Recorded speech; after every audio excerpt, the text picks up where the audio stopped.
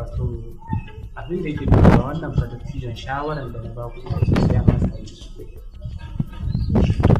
saboda abin da yake damunsa ba komai bane illahi ne yake da kaje tsoron Allah ne ba ba shi ya zo galaba a ce wahainiya ta hau kai na dattijo ba hawainiya ba ma'ana hainiya ma'ana ƙaban ciki ne kamar da na gaya ita ce babban shawarar da za a yi domin a yi ai likita zai yi nawa ai ba mu san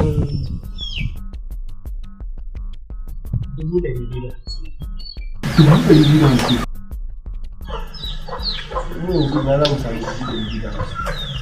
Har an same ka to dai Allah da aikin da ka ga yanzu wayoyin mu muka sayar ba za su yi mana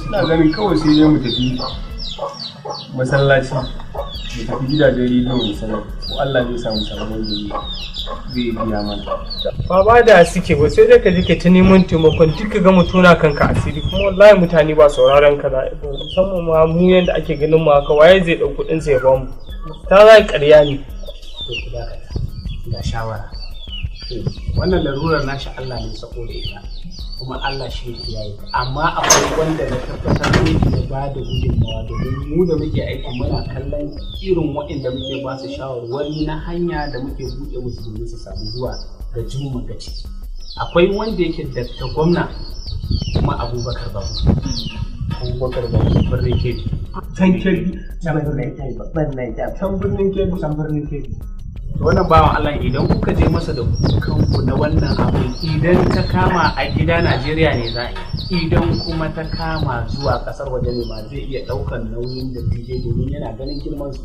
ba da tije ba ma har yara dakta mu da ba ɗan birnin Kebbi ba to ai ai shi inuwa ne ba shi kyamar kowa baya kyamar kowa gwamna Atiku Bagudu inuwa kenan ba ka kyamar kowa kuma ka san shi dutsen cikin kogi ne bai san ana rana ba gwamna Atiku Bagudu to kama da tije ma a'a ina ji a rediyo da irin taimakon da yake wa al'umma da irin yadda ya taimaka harkar lafiya domin talaka su ƙara lafiya a bada gudunmawa kula da shi da Allah mun gode da tije Allah ya sauke mun gode gode fa yawa mun gode alhamdulillah an nuna kurciya baka tun da tafiya can biya zo ai da ne za a tafi je in ga gwamna Atiku Bagudu likita baba ya ce a daina muga ka baba ba sai an muga ka sai a ce kar a yaro bari an gaya maka ji ƙasa uku a duniya ba kamata Maka Madina birnin Kebbi mai girma gwamnan birnin Kebbi ya yi fitar birnin Guza ya yi aɓata don tallafa talakansa a kan harkar lafiya ka fuskance ni ne baba ga likita ma ya faɗa mata masu ciki an ware musu gurin da za su je su ga likitoci yan uwansu mata domin ciwon ya mace na ya mace ne maza ma likitoci aka ɗebo na musamman wanda za su kula da lalurar maza ka fuskance ni wannan ba zai shiga hurumin wannan ba waccan ba za ta shiga hurumin wannan ba don haka da ni za a tafi birnin Kebbin nan ba yanzu abin da za a yi ba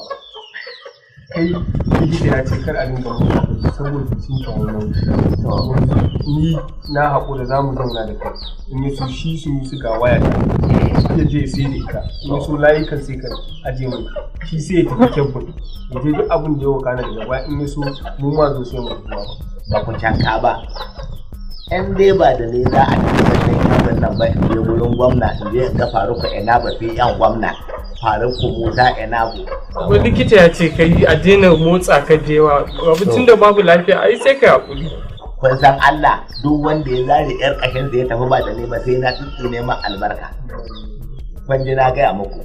Dan haka ku shirya mu ɗunguma mu tafi birnin Kebbi gari ne da suke son baki suke taimakon baki suke da kara suke karɓan baki. Bari an gaya muku kuɗi. An je an ɗebo likitoci wanda ƙwararru ne yanzu su suke duba maza da mata ɓangaren mata ne suke duba su ƙwararrun likitoci mata ɓangaren maza ƙwararrun maza likitoci maza su suke duba marasa lafiya maza kuma su kai ka je ka sai da waya kuma kana ji na mutu kafin ku dawo daga sai da waya to a je abin ne na abin nan Kebbi kaji na gaya maka amana ce tsakanina da mutanen nan. to kai ka sai da ma ka san dai a motar haya za mu je ko?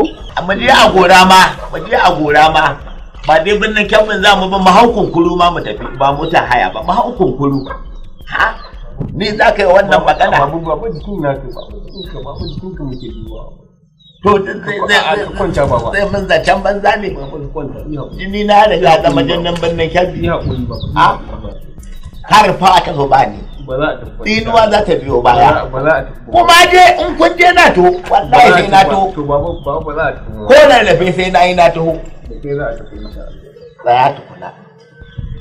Kar bacci ya dauke ka gudu ban hannunka nan. Kai muna nan da kai zama dirwai mai nakuda ta samu katiba. Ka kuma zare hannun naka ka gudu ka sha tsinuwa. Bannan Kebbi a ko ba gudu ko kula ta ko. To kula da su.